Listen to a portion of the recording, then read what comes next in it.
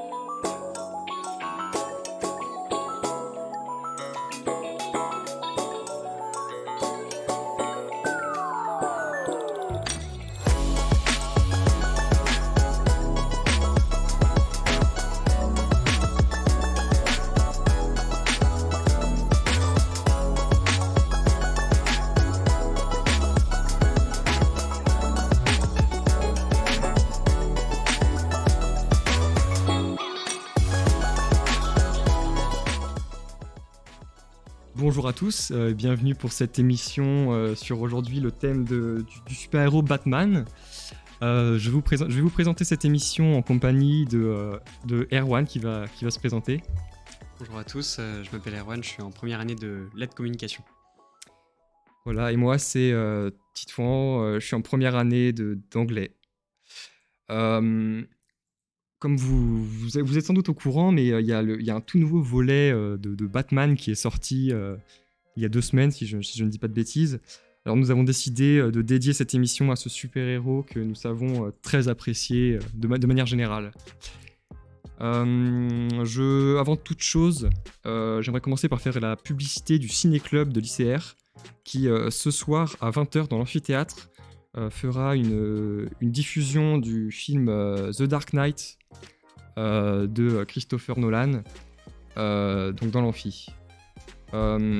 Sinon, nous allons commencer cette émission. Cette émission sera divisée en plusieurs parties. Dans un premier temps, nous allons vous parler de l'origine du personnage, puis nous marquerons une petite pause de quelques instants, pour ensuite vous parler de l'évolution du personnage dans les films et les comics, une nouvelle petite pause, et pour finir, nous parlerons donc du nouveau film et nous ferons une discussion dessus. Donc voilà, si vous souhaitez ne pas être spoilé, vous pouvez assister à toute la première partie de l'émission, c'est pas un problème. Et puis dans la dernière partie, nous irons parler du nouveau film, en essayant tout de même de ne pas trop spoiler, mais nous allons quand même faire notre analyse, puisque Erwan et moi sommes allés voir ce film ensemble à l'occasion pour vous écrire cette émission. Donc les super-héros, tels que Batman, ils font rêver petits et grands depuis près d'un siècle. Si l'âge d'or du comics s'est terminé, aujourd'hui c'est le cinéma américain qui continue à faire vivre ses stars internationales. Le pionnier dans ce domaine, ce sera Superman, le premier super-héros jamais créé, apparu dans le tout premier comics en 1938 et 40 ans après dans le tout premier film de super-héros. Aujourd'hui, deux principales franchises se partagent le marché et s'affrontent dans la course au box-office. Marvel, introduit avec Captain America, on y retrouve Iron Man, Hulk, Thanos, Spider-Man et bien d'autres. Et en phase 2, il y a DC Comics, avec Superman, Wonder Woman, Batman, donc le Joker, Harley Quinn. Je suppose que vous voyez tout cet univers. Chaque année, ces deux franchises nous proposent de nouveaux opus, voire des remakes. L'année dernière, par exemple, nous avons eu Black Widow, Les Éternels, Venom, Suicide Squad et Justice League, juste pour ne citer que les plus gros succès. En 2019, c'est Avengers Endgame qui rapporte plus de 2,8 milliards d'euros et se place comme 2e dans la liste des plus gros box-office de l'histoire, derrière Avatar de James Cameron. Cette année, en 2022, elle débute par la sortie d'un nouveau film annoncé en 2020 et dont la sortie avait été repoussée plusieurs fois en raison de la pandémie. Un film très attendu par les fans de DC Comics, qui marque le retour d'un super-héros qui n'avait pas eu de film à lui depuis 10 ans. Je parle bien entendu de Batman, qui a marqué son grand retour en début du mois. Nous dédions donc cette émission à ce super-héros. Nous vous parlerons de son histoire, de son évolution, ainsi que du nouveau film, que nous sommes allés voir spécialement pour l'occasion. Alors maintenant, je vais laisser place à Erwan qui va vous parler des origines du personnage. Oui alors, Batman. Mais qui est Batman ? Tout d'abord, revenons sur ses origines. Batman, c'est un personnage de comics qui a été créé par le dessinateur et illustrateur Bob Kane. Celui-ci est tombé très tôt dans le monde du dessin et de l'imprimerie grâce à son père qui était imprimeur.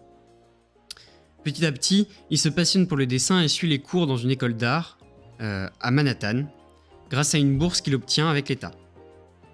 En 1937, donc une année avant la première apparition de Superman dans les comics, Bob Kane se lance lui aussi dans les comics et devient illustrateur chez National Periodical Publication, qui deviendra par la suite DC Comics. L'entreprise commande un nouveau super-héros à Bob Kane, qui ne sait pas trop ce qu'il va l'imaginer. Tout d'abord, il songe à un être surnaturel sous forme d'oiseau qu'il appellera Birdman, puis il le transformera petit à petit sous l'ordre de ses supérieurs en Batman. De même, sa tenue passera du rouge au noir. Le premier comics de Batman paraît en 1937, avant d'être adapté en film et en série télévisée plus tard, comme va vous l'expliquer Titouan. Alors déjà, je vois que tu remarques, tu nous expliques qu'à la base il s'appelait Birdman et qu'il était en rouge. Alors je sais pas ce que t'en penses, mais personnellement, moi, je suis assez content de l'évolution finalement. Hein. Il est mieux en noir quand même. Il est mieux en noir et il est mieux en chauve-souris quoi. Euh, donc super. Merci pour cette présentation. Maintenant, je vais vous parler des films, de l'évolution dans les films. Puis après ça, on marquera une courte pause. Batman, il va faire sa première apparition sur le grand écran en 1943, donc en plein milieu de la Seconde Guerre mondiale, dans le film éponyme. Au total, il aura été présent dans plus de 13 films depuis, et quelques séries. Le tout premier Batman, il sort en 1943. Alors c'est un serial. Alors en gros, à l'époque c'était assez à la mode. Disons que c'est comme un sorte de film divisé en plusieurs chapitres qui peuvent être vus indépendamment. C'est un petit peu comme une série. Alors donc dans ce premier serial de 15 chapitres, Batman et Robin affrontent le professeur Daka, un espion japonais qui a inventé une machine pouvant contrôler les esprits. Alors c'est un film qui a été tourné lors de la Seconde Guerre mondiale. Alors forcément, on remarque que l'influence de celle-ci sur le film est très présente. Et elle est à ne pas négliger. En effet, à l'époque, comme vous l'aurez remarqué, le méchant est un japonais. À l'époque, les japonais, c'est vraiment l'ennemi des USA. Donc là, on voit dans ce film, le Japon est le principal ennemi. On peut voir que c'est en quelque sorte un coup de communication pour la guerre. D'ailleurs, beaucoup d'extraits de ce serial seront supprimés par la suite dans les nouvelles versions, parce qu'il y a vraiment des passages jugés très racistes envers les Japonais. On remarque que c'est de la communication. Néanmoins, aujourd'hui, vous pouvez toujours, si vous souhaitez vraiment les regarder, il est toujours possible de se trouver les versions non modifiées. Ce qui est intéressant à cette époque, c'est de voir l'influence mutuelle du comics et du film. Dans le tout premier comics, Alfred était représenté comme un personnage bedonnant et rasé. Alors que là, dans ce tout premier film, le réalisateur a pris le parti pris de représenter Alfred comme un personnage fin et moustachu. Et c'est cette version qui deviendra son concept permanent jusqu'à aujourd'hui, même dans les comics.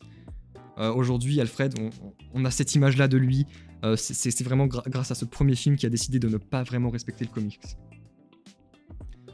Par la suite, on va avoir le film Batman et Robin, sorti en 1949. 6 ans plus tard, c'est un second serial, lui aussi, de 15 chapitres, dans lequel on va avoir le professeur Hamill qui a créé un dispositif lui permettant de contrôler les véhicules à distance. Son invasion est dérobée. Batman et Robin, assistés par la journaliste Vicky Vale, partent à la recherche de cette invention pour pas qu'elle ne tombe entre de mauvaises mains. Donc là, on peut bien entendu remarquer que au début dans les films, Batman ne combattait pas réellement de super vilains. Il n'avait pas vraiment d'antagoniste propre à lui. Il était plus à combattre des espions, des scientifiques fous. C'était une sorte de détective, mais on voit que le genre du super-héros n'est pas encore très défini à l'époque. C'est en quelque sorte un peu un détective secret qui a pris la chauve-souris comme emblème. C'est par la suite, dans le troisième film, cette fois-ci sorti en 1966, où là on va retrouver 4 méchants encore aujourd'hui emblématiques. Le Sphinx, Riddler, qui est aussi le gros méchant du nouveau film, et le Pingouin, qui lui aussi on va le retrouver dans cette version de 2022. On retrouve aussi Catwoman et le Joker. Donc là, c'est ce film-là qui va vraiment introduire sur le grand écran 4 ennemis très importants de Batman. Notez d'ailleurs qu'à l'époque, Catwoman n'a pas toujours été alliée à Batman. Elle a longtemps été présente comme une méchante, en quelque sorte une espionne, une rivale. Et donc ces 4 méchants, ils forment une alliance pour kidnapper un chercheur, ouais, encore les chercheurs, qui a fait une invention révolutionnaire, un procédé permettant de déshydrater les corps humains jusqu'à l'état de poudre qui, réhydratés, redeviennent humains. Voilà, c'est complètement fantastique. Ce film nous fait découvrir les véritables super-vilains. Cette fois-ci, les héros ont de véritables ennemis qui leur sont propres et qui eux aussi ont en quelque sorte un univers à eux. C'est plus seulement de simples criminels banals, voilà. C'est maintenant le héros à son super-vilain. Ensuite, il faudra attendre 23 ans après ça, c'est-à-dire il faudra attendre 23 ans, il faudra attendre 1989 pour avoir un nouveau film dédié à Batman. Cette fois-ci sort un film Batman emblématique, le Batman de Tim Burton, avec Jack Nicholson qui proposera un Joker diabolique qui reste aujourd'hui une des interprétations préférées des fans. Ce film est un succès commercial et critique à tel point qu'il connaîtra 3 suites. Le film a un aspect sombre, assez dérangeant, qui n'avait pas été présent avant. et qui va essayer d'être reproduit par la suite dans les films suivants. C'est un film de super-héros très sombre qui offre une violence et une ambiance loin de l'univers coloré des comic books. C'est vraiment très sombre. Ce film marque le premier grand Batman qui restera pour les fans le premier film finalement du vrai Batman tel que nous le connaissons aujourd'hui. Est-ce que tu savais que cette façon de voir le Batman et de voir tous ces anti-héros en quelque sorte, notamment le Joker, a été faite après la Seconde Guerre mondiale, qui a marqué un tournant dans l'histoire des comics et dans l'histoire de Batman, où justement, prenant exemple sur la guerre, pour dénoncer cette guerre contre Hitler, les créateurs de DC Comics ont justement créé cette polémique envers les images violentes des héros et des anti-héros, ainsi que tout ce qui est de l'ordre des bagarres de rue, des guerres de gang, qui sont inspirés vraiment de l'univers dans lequel a grandi Bob Kane aux États-Unis. Oui, et puis en plus, on voit aussi que comme tu disais, les super vilains remplacent les criminels. C'est potentiellement aussi lié à la fin de la Seconde Guerre mondiale. Les super-héros avaient été pas mal utilisés lors de la Seconde Guerre mondiale, histoire de créer un idéal du soldat, une sorte d'emblème.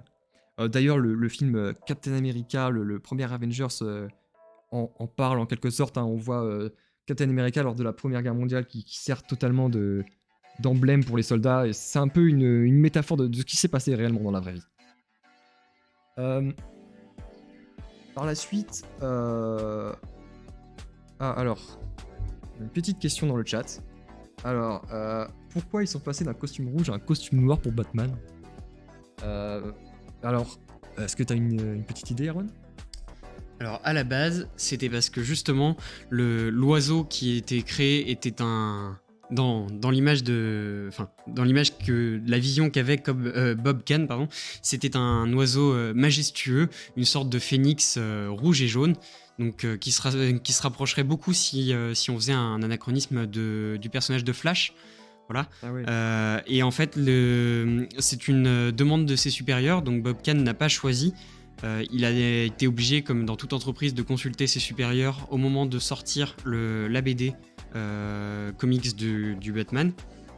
Et à ce moment-là, ses supérieurs lui ont dit qu'en fait, ce serait pas une bonne idée de le faire en rouge avec un personnage qui s'appelait Birdman, parce que c'était un petit peu ridicule. Ils lui ont conseillé de créer un autre personnage, de revoir totalement son style vestimentaire, les gadgets qu'il va utiliser, de façon à pouvoir créer quelque chose qui attirera le public au plus profond d'eux-mêmes. Et c'est ainsi que le Batman a été créé sous l'image d'une chauve-souris plutôt que d'un oiseau. Voilà. C'est vrai que disons que à la place de la Batcave, t'imagines le nid. Tu vois, c'est ouais. Disons qu'on aurait été loin du super-héros qu'on a eu aujourd'hui. Après, il me semble que c'est le Faucon dans Marvel qui reprend un petit peu ce code couleur de rouge et d'oiseau. Alors peut-être une inspiration, je sais qu'ils s'inspirent beaucoup mutuellement l'un l'autre. C'est ça, exactement. Après, c'est une inspiration du Birdman qui avait été créé, potentiellement créé avant. C'était une idée donc qui a été théorique, mais sur le papier, elle existait. Donc ils l'ont reprise forcément après. Ouais. Et puis de toute façon, cette idée de Birdman, tu parlais de un petit peu le nid, etc. Ouais. Il y a plein de choses qui se retrouvent aussi dans le personnage de Batman qu'on devait retrouver dans le personnage de Birdman, à savoir tout ce qui est de la posture, par exemple. Donc il se tient toujours en haut d'un immeuble, accroupi, les mains sur les genoux, à regarder le monde d'en haut. Et c'est vraiment une posture un petit peu comme un aigle, en fait. Donc on retrouve cette posture d'oiseau dominant qui va fondre sur sa proie. Ouais, non, c'est vrai. C'est intéressant de voir cette évolution du personnage, mais après, bon, je suis pas mécontent que ce soit une chauve-souris maintenant. Puis surtout, on remarque que DC est beaucoup plus sombre que Marvel, et je pense que le personnage d'un homme-oiseau va beaucoup mieux à Marvel que pour DC. Je pense qu'il faut un personnage plus sombre que l'homme-oiseau, quoi. Je vais continuer ma petite chronologie des films. Donc après les Batman de Tim Burton, il va y avoir une nouvelle étape qui va être passée dans Batman. C'est la trilogie Dark Knight de Christopher Nolan qui arrive au début des années 2000. C'est un véritable chef-d'œuvre de cinéma. C'est une trilogie qui est adorée par les fans. Elle gagnera des Oscars pour, par exemple, Heath Ledger pour le meilleur Joker. Euh, et c'est d'ailleurs pour ça que beaucoup ont eu peur avec l'arrivée du nouveau film Batman. Comment passer après le Dark Knight de Christopher Nolan? Beaucoup se sont dit que, en comparaison, ça allait être moins bien, quoi. Par exemple, Robert Pattinson, pour remplacer la prestation de Christian Bale, Christian Bale qui était le Batman donc, à ce moment-là, Robert Pattinson, c'est donc l'acteur du nouveau Batman, et il reste quand même toujours très attaché, très rattaché à son personnage dans Twilight. Parce que du coup, ouais, c'était un des personnages principaux de Twilight. Et cette image-là reste quand même pas mal collée à lui, et beaucoup se sont dit que du coup, voir un Batman avec ce personnage-là, ça aurait été un peu étrange. Tandis que lui, Christian Bale, il était connu pour être un acteur qui se donnait à fond. Par exemple, pour le film Equilibrium, sorti en 2002, il présente une musculature impressionnante pour son rôle de soldat de la Citadelle, tandis que 1 an plus tard, il joue dans le film The Machinist, où cette fois-ci, il doit incarner un ouvrier squelettique et insomniaque. Alors pour ce rôle, il va perdre 28 kilos en un temps record. Le réalisateur a eu même peur pour sa santé. Et 1 an après ce film où il a perdu 28 kilos, il joue dans Dark Knight, il joue dans Batman Begins, où cette fois-ci, il doit récupérer la musculature qu'il avait eue juste avant. C'est une véritable prestation de la part de l'acteur qui s'est vraiment donné à fond pour ses rôles. On voit qu'il aime incarner ses personnages. Ensuite, pour le second volet de la trilogie Dark Knight, c'est Heath Ledger qui jouera le Joker. Et c'est lui, cette fois-ci, qui va s'imprégner à 100% de son rôle. On dit que le Heath Ledger s'est enfermé plusieurs semaines dans une chambre d'hôtel, essayant d'être 24 heures sur 24 dans la peau de son personnage, en s'imaginant comme ce clown dérangé. Il s'imaginait comment il aurait pu agir, il se mettait dans des situations et se disait comment le Joker aurait pu faire comme ça. L'idée, c'était vraiment de s'imprégner du personnage. Sur le tournage même, il refusait qu'on l'appelle par son prénom. Il voulait qu'on l'appelle Joker. Beaucoup disent que c'est d'ailleurs cet exercice extrême qui lui aura laissé des séquelles et qui seront potentiellement responsables de son intoxication mortelle avant même la sortie du film en salle. D'ailleurs, l'appartement où il est retrouvé mort était un sanctuaire dédié au Joker. Mais malgré tout, toute cette prestation et cette... il s'est dédié à son rôle, tout ça lui aura valu, mine de rien, de gagner un Oscar posthume lors de la cérémonie de 2009. Et oui, vas-y. J'ai l'impression que, dans ce que tu dis, que le rôle du corps des acteurs principaux est vraiment très important. On sait aussi que Joaquin Phoenix, dans le Joker, avait dû, en quelque sorte, modeler son corps, apprendre à danser d'une certaine façon aussi, pour arriver à créer cet univers un peu particulier qui fait un peu peur et qu'est le Joker. Est-ce que c'est comme ça pour tous les personnages ? Pour le coup, on remarque quand même que c'est quelque chose d'assez récurrent dans les derniers films. On voit que les acteurs veulent vraiment se donner à fond, parce que c'est vraiment un univers où il y a matière, finalement. Il y a des personnages qui ont vraiment de la matière, et sur lesquels les acteurs peuvent vraiment se donner à fond, quoi. Alors je pense pas, bien entendu, que ce soit la vérité pour tous les personnages, mais on remarque quand même que c'est dans les DC Comics qu'on va remarquer beaucoup de prestations de la part des acteurs. Est-ce qu'on le remarque essentiellement dans les jeux des acteurs anti-héros, des méchants ? Non, justement, le Batman, comme je te l'ai dit, une fois, avec Christian Bale, qui s'était vraiment donné à fond. On a le personnage de Catwoman aussi, je pense, dans Dark Knight, qui avait été très bien représenté par son actrice, Anne Hathaway, il me semble. Non, je pense que c'est valable pour les deux. Mais après, c'est vrai que pour les méchants, dans le sens où comme les méchants, ils sont un peu dérangés, un peu plus en marge de la société, c'est là où vraiment il va y avoir de la matière à faire en termes de création de personnages, je pense. Enfin, je sais pas si tu vois... Oui, je vois très bien ce que tu veux dire, parce que du coup, c'est vraiment ce côté perturbé, selon toi, qui induit le fait, leur déplacement, leurs mouvements, etc., un petit peu chaotique en quelque sorte. Ouais, et puis de toute façon, on remarque bien le Joker, ce personnage qui est complètement fou. C'est un personnage, si on veut l'interpréter, il faut vraiment se donner à fond. Parce que... on a remarqué par exemple le Joker de Jared Leto, qui est le Joker le moins apprécié des fans. On remarque que l'acteur s'était donné beaucoup moins à fond, même s'il avait quand même voulu, parce qu'il savait que la barre avait été mise haute précédemment. Ça n'a pas été fou. Pour revenir sur quand tu disais, est-ce que les héros eux aussi se donnent à fond ? Par exemple, on a l'acteur Robert Pattinson. qui est quand même assez connu pour être un personnage, disons, un homme en forme, on va dire. Il avait refusé d'aller trop à la salle pour éviter d'avoir un personnage trop imposant. Ça peut paraître étrange quand on sait que l'acteur de Batman dans Justice League, j'ai oublié son nom. Incroyable. Ben Affleck. Il avait interprété un personnage, un Batman très trapu. Et là, on se dit que ça peut peut-être être une incohérence, mais en fait, pas du tout. Hein. Il faut se rappeler que le personnage interprété par Ben Affleck, c'est un Batman en fin de carrière qui est complètement déprimé, qui en a marre. Tandis que là, le Robert Pattinson de ce nouveau Batman, c'est un Batman tout jeune, ça fait 2 ans qu'il est Batman. C'est là où on voit un personnage qui a plein d'interprétations possibles. Je vois qu'on a une question dans le chat.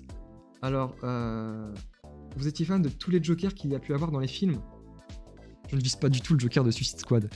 Alors, pour le coup, on voit que les Jokers sont très variés.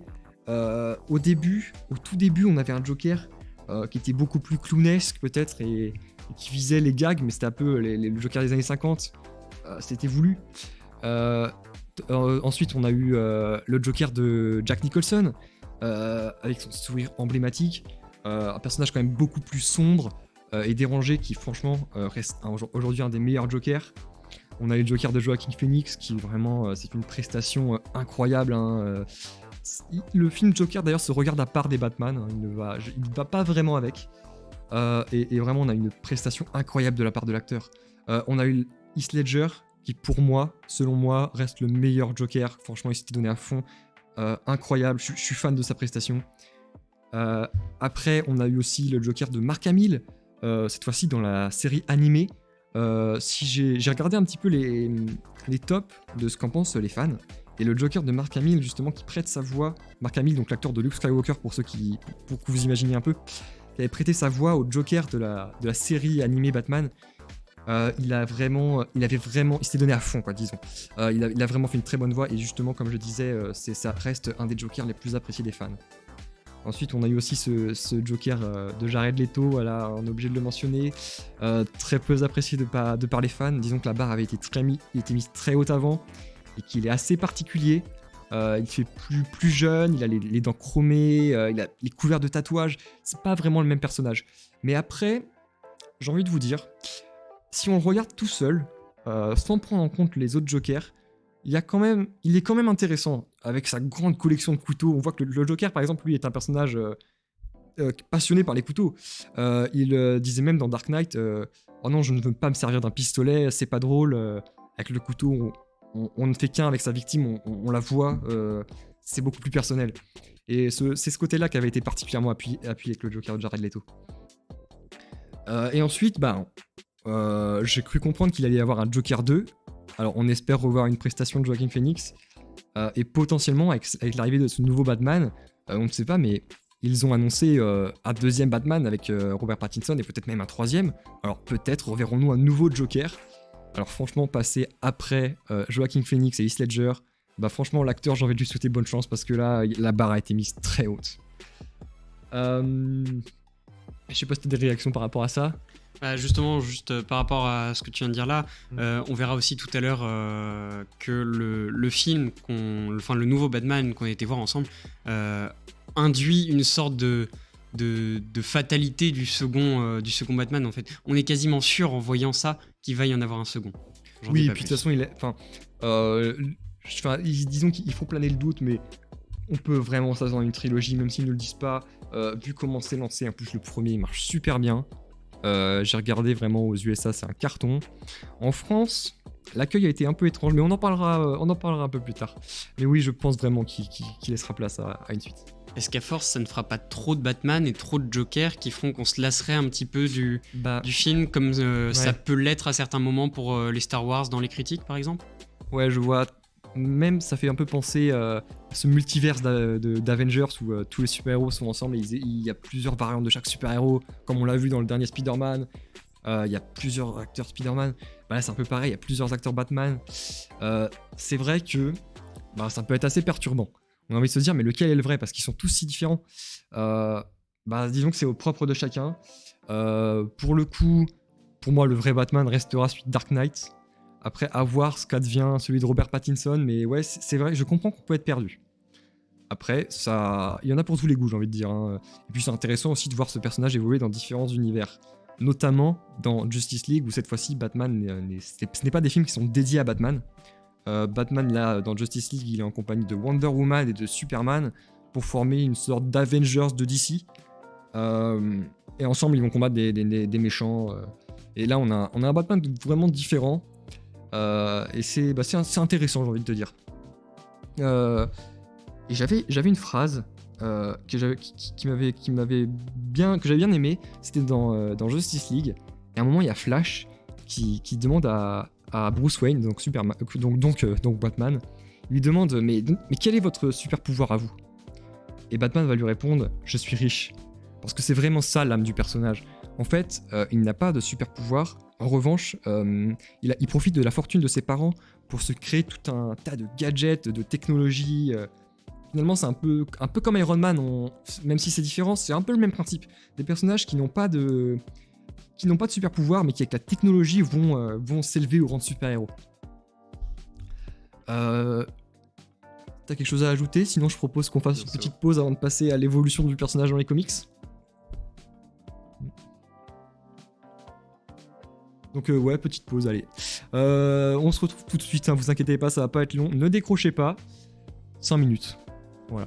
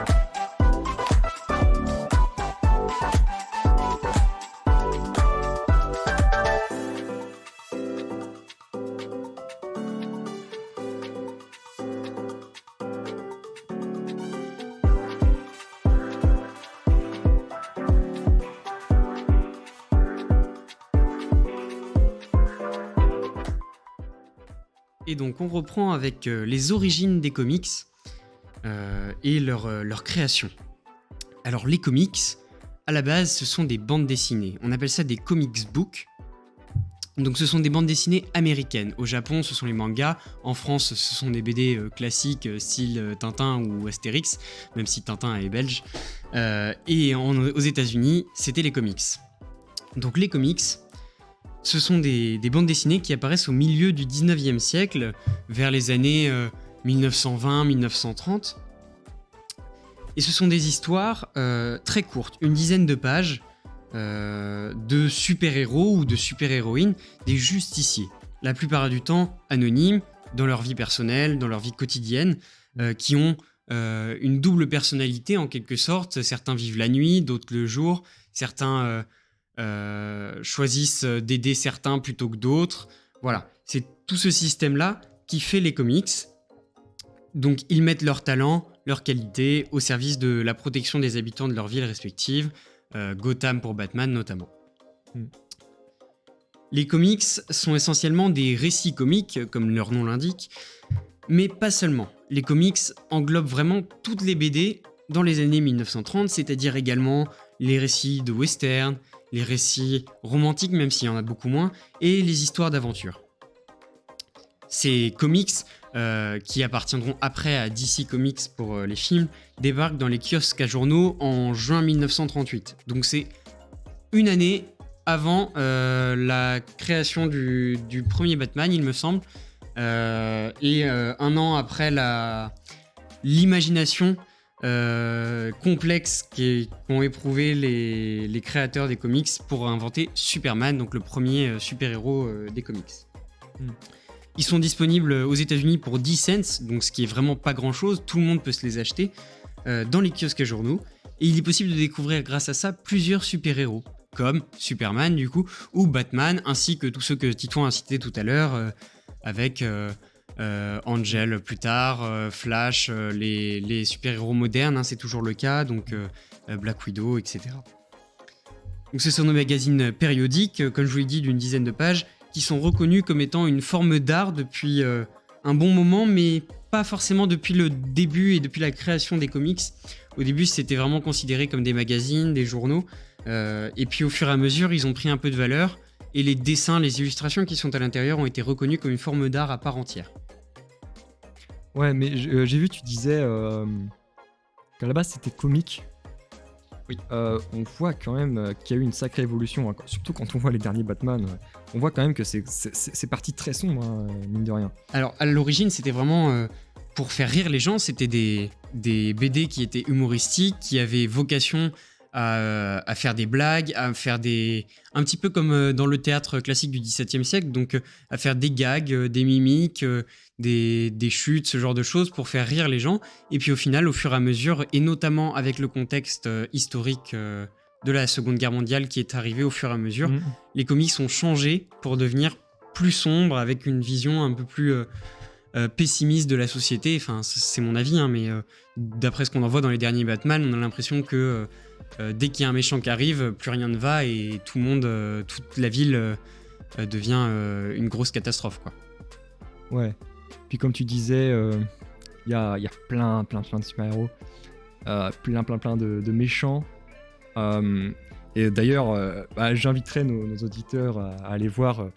On remarque qu'au cours des années, il y a vraiment eu des centaines de super-héros et de super-vilains, dont certains qui sont vraiment particulièrement loufoques, hein. Je peux vous citer des exemples si vous voulez. Par exemple, DC avait créé le personnage de Armful of Boy. C'est un super-héros qui aurait eu la capacité d'enlever son bras gauche. Voilà, il enlève son bras gauche, après il peut s'en servir comme arme, c'est génial. Il y a eu aussi Color Kid. C'était un super-héros qui avait comme pouvoir de juste pouvoir changer la couleur des objets. Bon, il y a pas de quoi enlever le crime à Gotham, mais bon, c'est toujours pratique si votre t-shirt rouge vous le voulez en bleu. Non, mais des comme ça, il y en a eu pas mal. Et disons que ça arrive parfois que on les ressorte un petit peu au goût du jour dans les séries ou dans les films, qu'on revoit des super-héros qu'on aurait préféré oublier.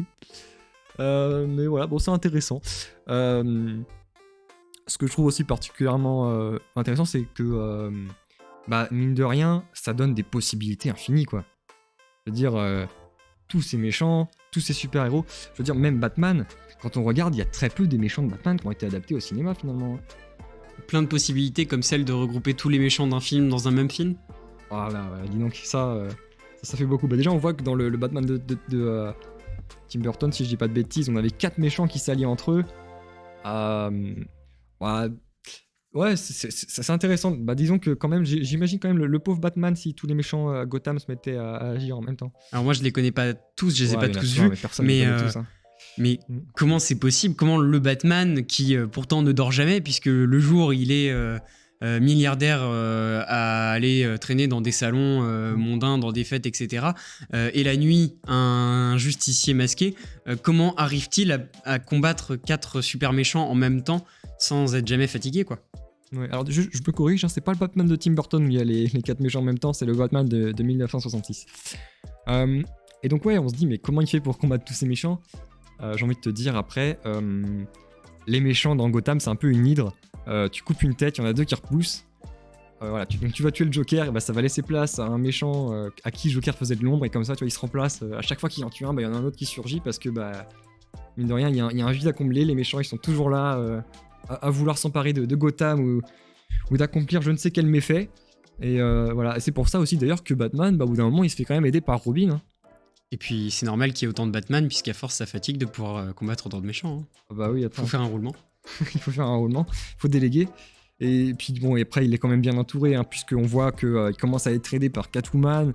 Il est aidé aussi par Robin, même si Robin on le voit pas beaucoup dans les films récents. On le voit à la fin de Dark Knight, mais il est pas très très présent.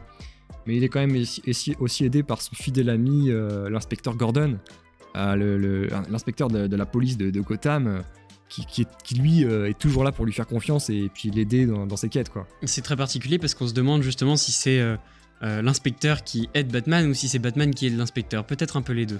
Ouais, c'est ça, ouais, c'est vrai, c'est toujours un peu louche, hein.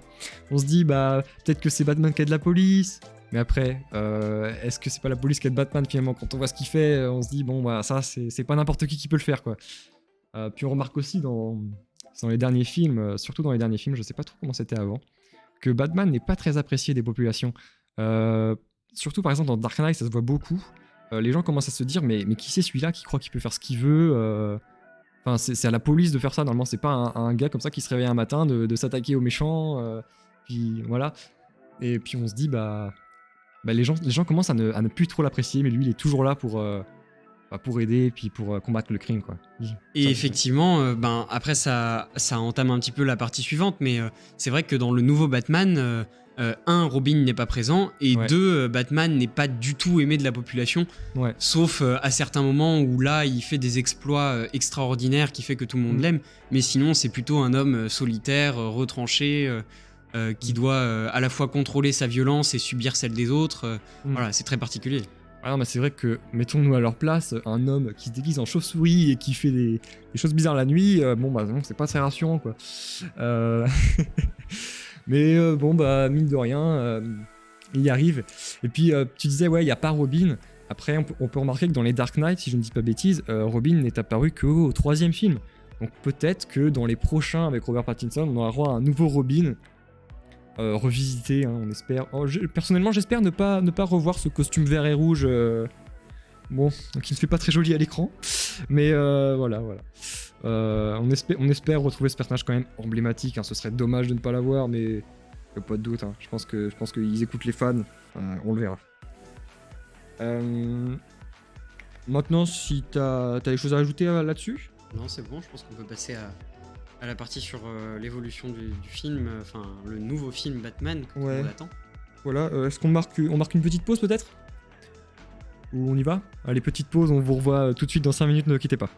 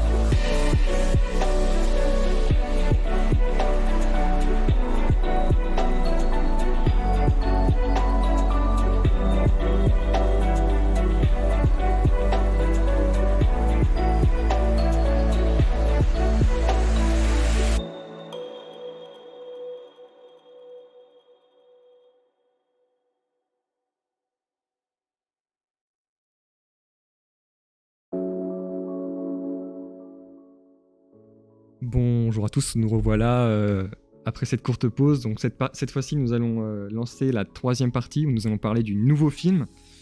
Nous allons essayer de ne pas spoiler les plus gros points, mais bon, je vais pas vous mentir, ça va être quand même difficile. Si vous l'avez pas vu, bon bah, je vous déconseille d'écouter tout ce qu'on va dire pour pas vous gâcher la surprise. Revenez nous voir sur la rediffusion. Mais bon après, si vous vous en fichez d'être spoilé ou vous l'avez déjà vu, bah restez parmi nous. Donc dans ce film, Matt Reeves, le réalisateur, nous propose un Batman plongé au cœur d'une ville dans laquelle règne l'obscurité. Un Gotham sur lequel le seul soleil qui brille, c'est le cercle jaune du Bat-Signal se reflétant sur les nuages noirs qui ne laisseront jamais entrevoir le ciel bleu durant tout le film. Si dans les Batman précédents, le héros éponyme menait une double vie, nous offrant à travers les yeux de Wayne des scènes en haut des buildings ou dans les restaurants luxueux parmi les plus hautes sphères de la société, cette fois-ci le film se déroule à même le bitume, dans les ruelles délabrées d'une ville décadente.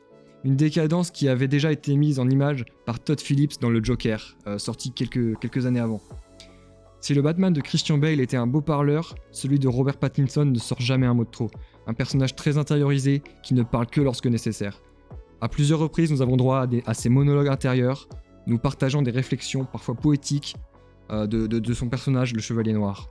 Dans son film, Reeves nous offre un méchant tout aussi intrigant, soumettant Batman à un véritable jeu de piste, censé mener la population de Gotham à réfléchir sur la véritable nature de ses politiciens, qu'il veut dénoncer comme étant les véritables méchants de l'histoire.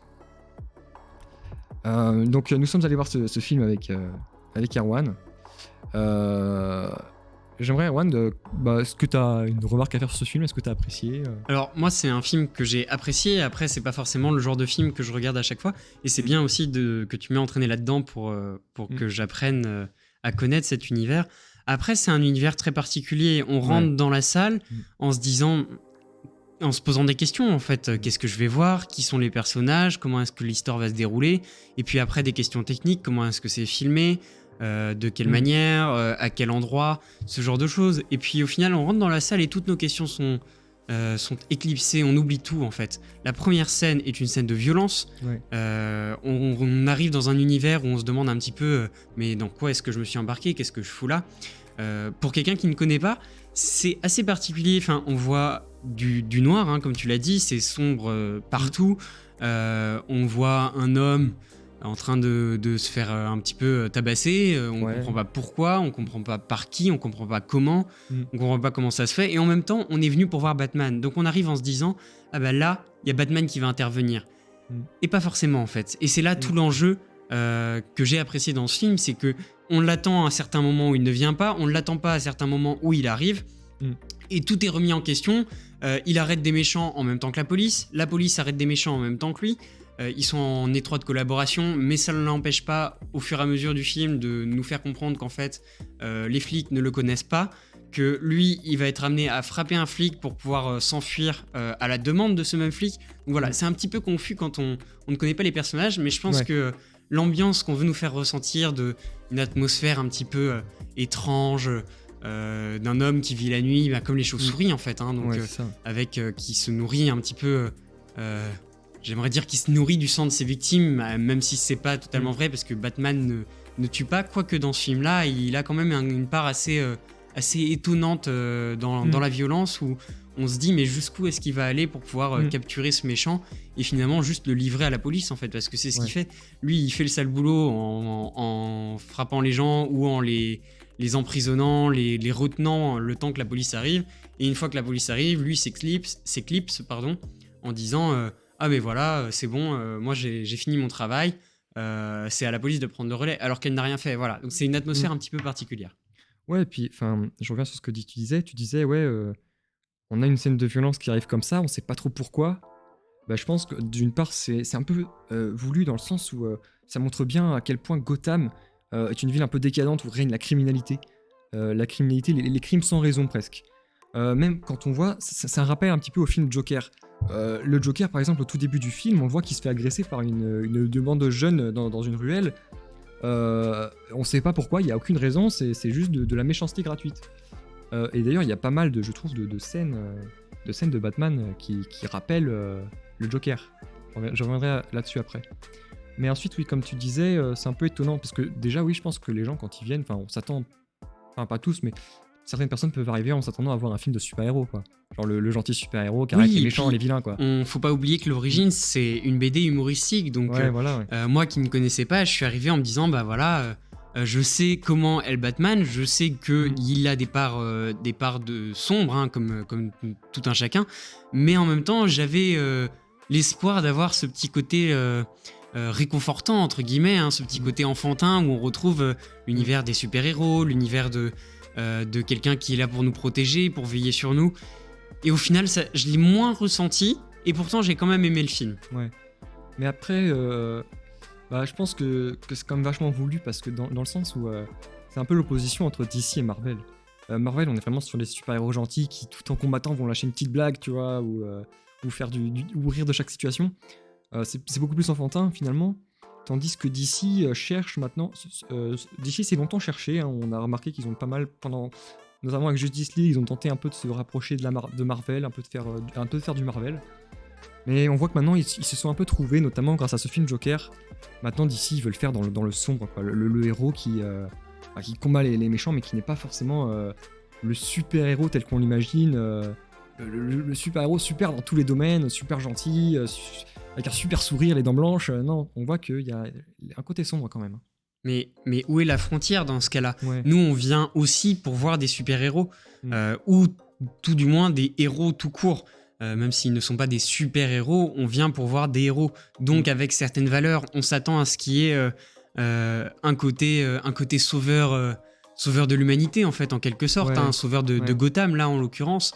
Et on retrouve pas du tout cette ligne-là, cette ligne directrice. Alors, où est la frontière entre le fait que le méchant frappe des gens et le gentil frappe des gens ?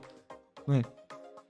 Bah, c'est ça. C'est aussi c'est la principale reproche des critiques françaises, comme je disais tout à l'heure en début, très apprécié aux USA, et en France, j'ai remarqué qu'il y avait quand même c'était un peu plus mitigé. Parce qu'en fait, beaucoup de gens, par exemple, sont allés voir ça avec leurs enfants, ou voilà, se sont dit, oh, c'est un film de super-héros. Bah, en fait, non, hein, il y a vraiment un renouvellement du genre. C'est beaucoup plus sombre, c'est très violent. Voilà. Maintenant, si ça te dérange pas, j'aimerais parler des personnages. Donc, comme on l'a dit, le Batman dans ce nouveau film, c'est un personnage bien plus sombre que d'habitude, hein. Un personnage qui parle très peu et qui est très intériorisé. On a aussi son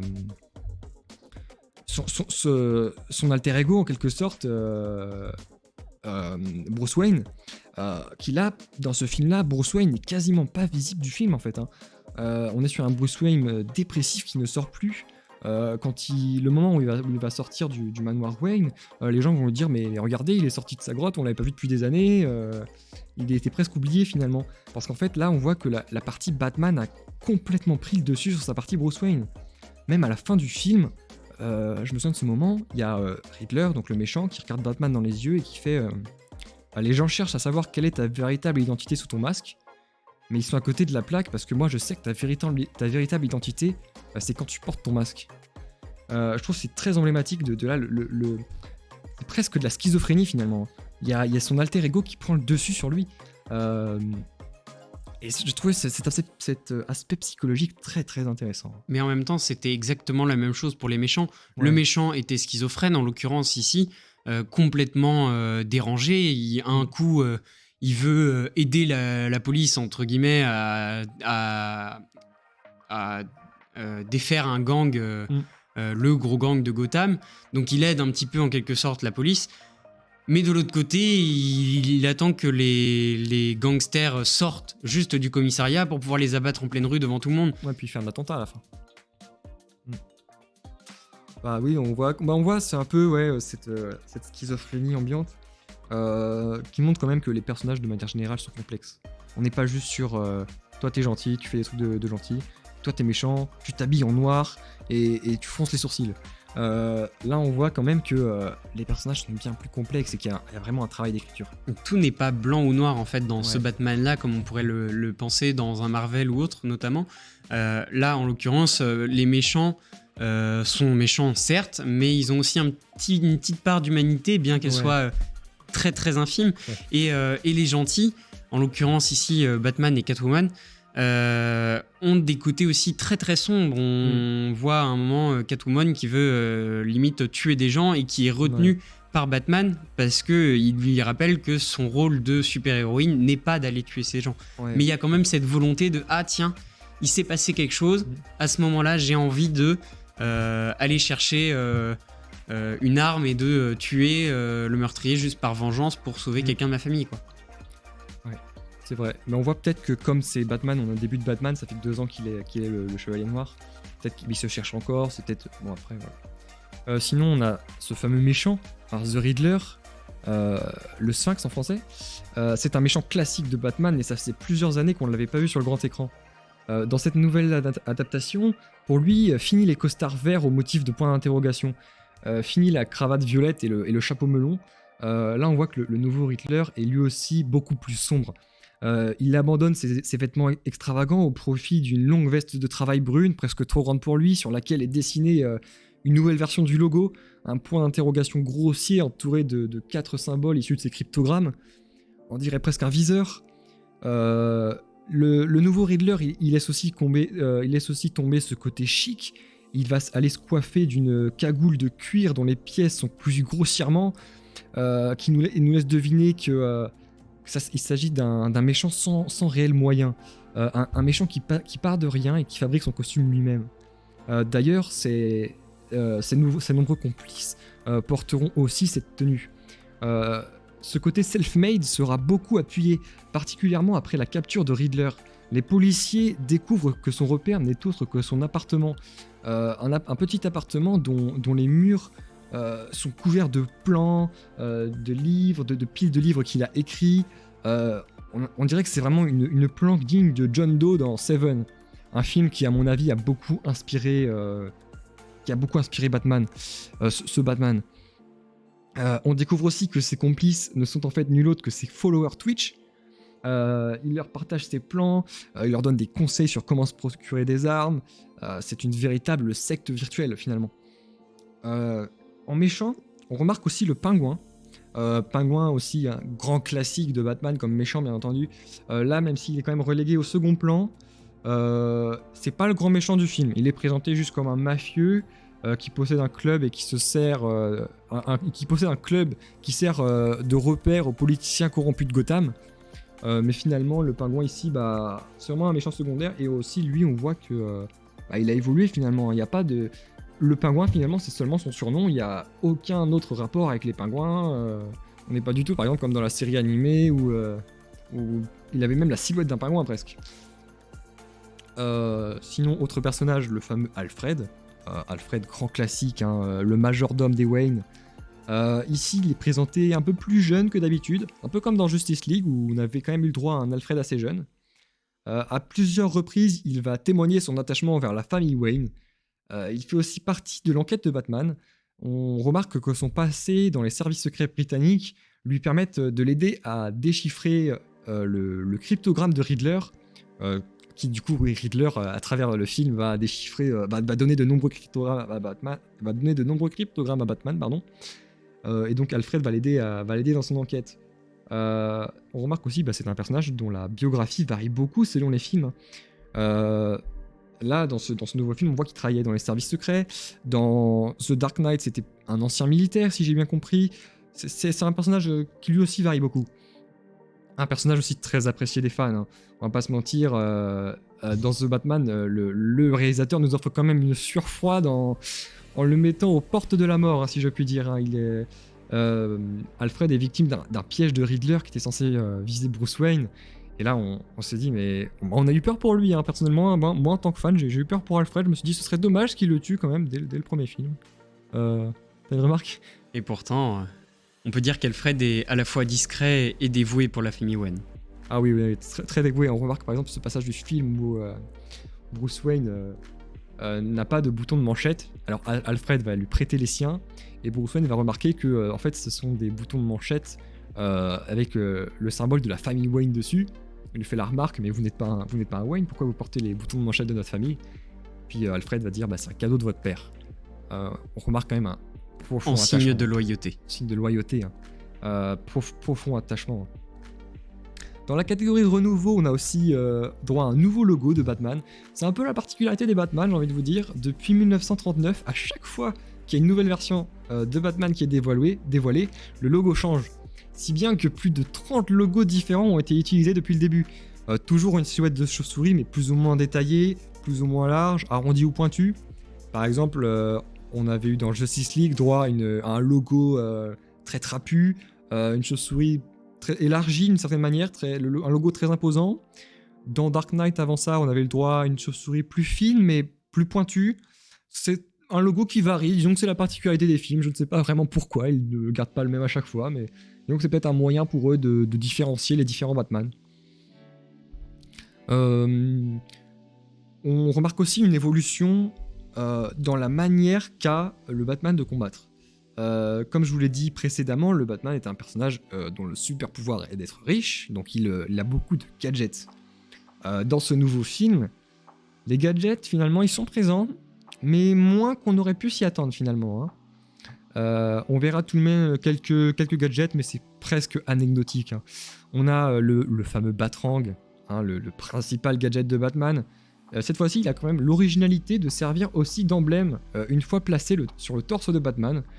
Il peut être observé à 2 reprises lors du film, mais il ne s'en sert que comme simple couteau. C'est pas vraiment le boomerang qu'on avait l'habitude de voir. Les plus grands fans auraient pu être un petit peu déçus. Sinon, on a bien évidemment la Batmobile, symbole de Batman. On a quand même le droit à de belles scènes de Batmobile. Une nouvelle Batmobile, encore une fois, puisque, comme on l'avait pu voir dans Dark Knight, juste avant, les films précédents, la Batmobile était presque un tank. C'était une immense voiture blindée de toutes parts avec des missiles. Enfin, c'était un véritable tank. Là, on a plus l'impression que c'est une voiture de sport qui a pour but de faire de la vitesse.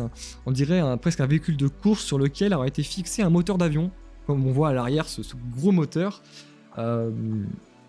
Et puis, j'ai remarqué un petit peu ça, la Batmobile, durant toutes les premières parties du film finalement. Toutes les parties dans la Batcave, on la voit sous son drap, en arrière-plan, un peu pour nous faire languir. Comme si le réalisateur nous disait, regardez, il y a la Batmobile, mais vous la verrez plus tard, c'est pour laisser le suspense en quelque sorte. Et puis elle arrive à ce moment-là, elle arrive au moment presque au milieu du film, pour sauver Catwoman, un peu en Deus Ex Machina, pour aller combattre le pingouin. Et là, on a droit à une magnifique course-poursuite de Batmobile contre le pingouin, très très jolie, très très très belle scène de course-poursuite. On a même ce rêve de tout fan de Mario Kart où il fait le tremplin sur le camion. Ça, c'est très très très très belle scène, j'ai trouvé original. Sinon, on a aussi, comme je vous l'ai dit, la Batmobile n'est présente que dans une scène finalement. Parce que Batman, tout le long du film, il va se servir à la place d'une moto. Même si dans les Dark Knight, la moto était à l'intérieur de la Batmobile, finalement, quand la Batmobile pouvait s'auto-détruire et laisser place à une moto qui, en fait, c'était les 2 roues de devant qui se transformaient en moto. Là, la Batmobile, on a bien vu qu'elle était trop petite pour accueillir un tel dispositif. Donc la Batmoto est un objet à part dont Batman se servira beaucoup plus lors du film. Sinon, on a aussi le Bat-Crapin dans la liste des objets revisités. C'est sans doute le gadget le plus utilisé par Batman dans ce film, aussi bien au combat que pour s'extirper d'un accrochage au sein du commissariat, comme vous en a parlé Erwan tout à l'heure. On retrouve aussi les classiques grenades. Il s'en sert à un seul moment, à la toute fin du film, il s'en sert pour faire exploser une bonbonne de gaz et en faire un fumigène. Et puis sinon, on a 2 nouveaux gadgets. Alors je sais pas s'ils sont tout à fait nouveaux, mais du moins on n'a pas l'habitude de les voir à l'écran. C'est la lentille de contact qu'a Batman. Il s'en sert pour filmer. En fait, c'est une lentille de contact qu'il met à son œil. Et donc il va se servir pour filmer toutes les scènes et puis pouvoir revisionner les scènes de crime une fois qu'il est dans son repère. Il va d'ailleurs prêter cette lentille de contact à Catwoman pour pouvoir voir l'intérieur du repère des méchants. C'est toujours intéressant de voir comme ça des nouveaux gadgets en quelque sorte. On a aussi cette fiole de sérum à la fin. Je sais pas si tu te souviens. Batman il va combattre l'armée des Riddler en quelque sorte. Puis à un moment il va vraiment dans le mal parce qu'il s'est pris un coup de fusil à pompe. Il est presque aux portes de la mort, tout blessé. Et là il va sortir une sorte de fiole de sérum vert fluo qui va aller se planter dans un sorte de cathéter au sein de l'armure, qui va lui donner un gros coup de fouet comme une grosse piqûre d'adrénaline, et il va même à tel point qu'il n'arrivera même plus à se contrôler, et qui va s'acharner sur le méchant super énervé, comme si ça lui avait donné vraiment un gros coup de fouet. Je sais pas si tu vois cette scène, t'avais dit très violente. Oui, je l'avais trouvé très violente, justement parce que c'est le moment où on se rend compte qu'en fait le Batman n'est pas si gentil que ça, Ouais. et que sous l'effet de... alors ça doit être une drogue ou un certain poison revigorant en quelque sorte, et sous cet effet qui n'est pas le sien, cet effet non naturel, il va tabasser quasiment à mort un des méchants. Ouais. Les rôles sont complètement inversés. J'ai envie de dire, le pauvre méchant, en quelque sorte, il lui avait juste tiré dessus, quoi, juste une fois, c'est pas grand chose, mais voilà, il a vraiment cet accès de colère qui va l'empêcher de se contrôler, et qui va nécessiter l'intervention de plusieurs autres personnes pour arriver à le calmer. Et là, on remet vraiment en cause la part de méchant et la part de gentil dans le Batman, quoi. Sinon, dans la liste des gadgets, on retrouve aussi le fameux Bat-Signal, hein, le projecteur qui projette l'emblème de Batman sur les nuages. Cette fois-ci, il semble avoir changé d'utilité toutefois. Si d'ordinaire il s'agit d'un moyen pour Gordon d'appeler Batman, cette fois-ci il permet avant tout d'avertir les malfrats que le Chevalier Noir est dans les rues et qu'il ferait mieux de ne pas déraper. C'est d'ailleurs cette phrase qu'il va dire au tout début du film, ce n'est plus qu'un signal, c'est un avertissement. Pour dire qu'il est là. Et on voit que quand les méchants ils voient le Bat-Signal, ils se disent ah, ils regardent l'obscurité d'une manière différente. Et certains s'arrêtent. Et certains s'arrêtent et se disent est-ce que Batman il va pas surgir là d'un seul coup de l'ombre? C'est inhabituel finalement. Et même à un moment dans le film, c'est vers la fin, le Bat-Signal est allumé, donc Batman se dirige vers la tour où il y a le Bat-Signal, et là il rencontre Gordon, et il lui dit mais Gordon, comment ça, c'est pas vous qui avez allumé le Bat-Signal? Et Gordon va lui dire bah non, mais je croyais que c'était vous. Donc on remarque qu'il y a aussi un peu ce moyen pour le Batman aussi d'interagir avec Gordon, qui n'avait pas été présenté avant. Puis d'ailleurs au final, je vous le dis, c'était Catwoman qui avait déclenché le Bat-Signal pour appeler Batman et pour infliger une correction aux méchants. Est-ce que tu as d'autres remarques sur les gadgets, pas précisément? Non, pas spécialement. Après, on va pas trop détailler non plus pour pas tout spoiler Ouais, voilà. le film. Donc, J'aimerais juste faire une dernière petite partie sur les influences qu'a eu ce film. On remarque que le film montre plusieurs références à d'autres œuvres, comme j'ai pu le mentionner tout à l'heure. Notamment la scène du début dans le métro, où des hommes déguisés en clowns agressent un innocent. C'est totalement un rappel à la scène dans le métro de Joker, où pareil, des sortes d'hommes... Enfin, on a les rappels du métro, de l'innocent agressé pour rien et des clowns. C'est totalement un rappel pour montrer que ça s'inscrit à peu près dans le même type d'univers. Sinon, on a aussi un rappel au classique, hein, quand Batman discute avec Alfred. Alfred regarde ailleurs, il se retourne vers Batman, et hop, Batman a disparu. Un grand classique des Batman. Et bah là, on a pu retrouver une fois cette scène dans le film, pour faire plaisir aux plus grands fans. Sinon, comme j'ai dit tout à l'heure, la façon dont le film est fait rappelle fortement le film Seven de David Fincher. On remarque les deux enquêteurs qui vont mener une enquête, le méchant qui est très similaire avec son approche des enquêteurs. On voit qu'il y a une sorte de relation qui va se créer entre les enquêteurs et l'enquêté en quelque sorte, hein. Ils s'écrivent des messages l'un l'autre. Il y a une véritable relation et ça fait vraiment penser à ce type de film. Sinon, moi personnellement, j'ai trouvé que la scène de combat dans la boîte de nuit n'est pas sans rappeler les scènes similaires dans les films John Wick qui ont cartonné dans les dernières années. Donc je pense que ce serait pas étonnant qu'on ait une petite inspiration sur ce côté-là. Pour terminer, je remarque que dans le chat, nous avons une question. Aviez-vous des a priori sur le choix de l'acteur Robert Pattinson pour le rôle de Batman? Alors je sais pas si toi t'as un peu suivi ça avant le film. Non, pas trop? Non, après, moi, je m'y connais pas. Hein, Ouais, donc, voilà. c'est pas des éléments que je vois forcément non Ouais. plus tout de suite, quoi. Bah moi, pour le coup, c'est l'inverse. Hein, voilà, j'étais à fond dans Batman bien avant ce film, donc je l'attendais. Et comme je l'ai dit plus tôt, j'étais plutôt du côté des personnes qui se disaient, c'est l'acteur de Twilight. Et est-ce qu'il va réussir à se décrocher de ce rôle? Parce que c'est un peu l'image qu'on lui donne, hein, même s'il a joué dans Harry Potter ou dans d'autres choses. C'est l'image qui lui collait finalement. Et on est envie de se dire, mais est-ce qu'il va nous faire un Batman un peu ado? Enfin, ça pouvait faire un peu peur, surtout quand, comme j'ai dit tout à l'heure, on a eu la prestation magnifique de Christian Bale juste avant. Ça faisait un peu peur, mais finalement, je suis pas déçu. C'est un Batman assez particulier, mais je trouve qu'il l'a vraiment bien incarné. Même si on avait... Enfin, dans l'imaginaire collectif, c'est plus le Batman de Ben Affleck qui représenterait le vrai Batman. Un Batman un peu trapu, très fort, avec beaucoup de muscles. Là, on est sur un Batman un peu plus fin. J'ai envie de vous dire, c'est peut-être aussi parce c'est un jeune Batman, et puis, bon, après, ça fait pas de mal un peu de renouvellement. Et puis, pour ma part, j'avais des a priori et je suis pas déçu. Voilà, donc... Est-ce que tu as des choses à ajouter qui te viennent maintenant ? Après, moi, c'est pas forcément le genre de film que j'apprécie regarder. Et pourtant, j'ai passé un bon moment, donc un petit peu long, peut-être les 3 heures de film quasiment, mais, 3 heures quand mais même. sinon, c'est vraiment un bon film que je conseillerais, et je pense que je me trompe pas en disant que toi aussi. Oui. Même si c'est pas un film qu'on a l'habitude de regarder, allez le voir, ça vaut vraiment le coup. Ouais. Pour ma part, je suis même retourné le voir une deuxième fois, cette fois-ci en VO. Donc je l'ai vu en VF et en VO, j'ai pu comparer les deux. Franchement, je pense que les deux se valent, c'est très bien. Bon, après, ça dépend de chacun. On sait qu'il y a les grands fans des VO. Quelques phrases que j'ai trouvées traduites un petit peu de manière hasardeuse, qui ne donnent pas trop les mêmes informations. Mis à part ça, franchement, très très bien. Allez. Moi, je vous conseille, tout comme Erwan, je vous conseille vraiment ce film.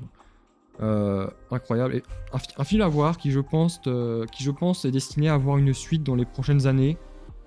À voir s'il devient culte et si dans l'imaginaire collectif Batman sera incarné par Robert Pattinson. On verra.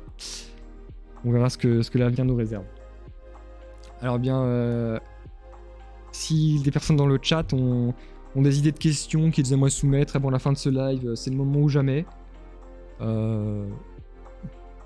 Si vous en avez, allez-y. J'en profite de ce petit moment pour vous rappeler que ce soir, dans l'amphithéâtre à 20h, donc ce soir, le 10 mars 2022, dans l'amphithéâtre sera proposé le film The Dark Knight, le deuxième de la saga, avec le Joker de Heath Ledger, donc, que je vous ai vraiment vendu comme quelque chose de fantastique. Alors vraiment, je vous dis, allez le voir, c'est vraiment un des meilleurs Batman dans l'amphi.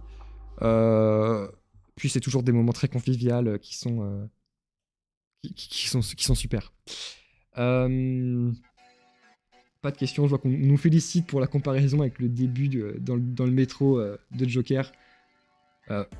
Franchement, je pense que cette comparaison, elle est faite très volontairement pour montrer et c'était évident, hein, même pour quelqu'un qui connaissait pas le film. Je pense que c'était évident parce qu'on en a parlé à chaud en sortant de la salle, et franchement, même moi qui ne connais pas ai réussi à comprendre qu'en fait ça venait du Joker. Ouais, mais je pense que ils ont mis ça au tout début pour montrer que c'est un film qui s'inscrira dans la lignée du Joker, finalement, sur son côté sombre et psychologique. On n'est plus aux anciens Batman, c'est quelque chose de complètement différent. Pour finir, je dirais aussi qu'il y a beaucoup de symbolique dans ce film. Comme je l'ai dit, il y a des moments poétiques de la part du Batman, et aussi on peut remarquer que tout le film se déroule la nuit, enfin dans le noir, ou alors quand il va y avoir le jour, ça va être que avec un ciel nuageux, hein, vous ne verrez pas un bout de ciel bleu de tout le film. En revanche, on remarque la première fois le soleil, c'est à la toute fin, lorsque en quelque sorte la mission est réussie, hein, en quelque sorte cette lumière salvatrice qui se lève sur Gotham, mais on remarque tout de même que l'obscurité revient vite, que les méchants sont toujours là, le film replonge très vite dans l'obscurité, et à la fin, Batman se sépare de Catwoman, comme ça, chacun sur leur moto, ils partent chacun sur une route différente, digne de Fast and Furious, pour ceux qui auront la ref. Et le Batman tandis que le Batman lui retourne vers Gotham, elle, Catwoman, s'en va vers une nouvelle vie. On remarque que le Batman, il est au courant qu'il y a toujours des méchants dans la ville. Et comme l'a dit un personnage que je ne nommerai pas, à la fin du film, les habitants de Gotham adorent les comebacks. Voilà. Merci de nous avoir suivis durant ce live. J'espère que vous l'avez apprécié. N'hésitez pas à nous faire paraître vos retours. N'hésitez pas à en parler à vos amis si vous avez apprécié. Je rappelle qu'une rediffusion sera disponible sur Twitch. Donc si vous avez aimé, ou alors que tout simplement vous souhaitez nous faire plaisir, ou soutenir la radio, n'hésitez pas à partager cette rediffusion à vos amis. Et puis dites-vous aussi qu'au fur et à mesure de l'année, nous aurons pas mal d'autres présentations sur d'autres sujets. Alors ne manquez pas ces rendez-vous importants. La radio ICR est là et continue ses projets. On est toujours là. Je vous souhaite à tous une bonne soirée. Et en espérant que vous irez voir le film Batman. Au revoir tout le monde, à bientôt. Au revoir.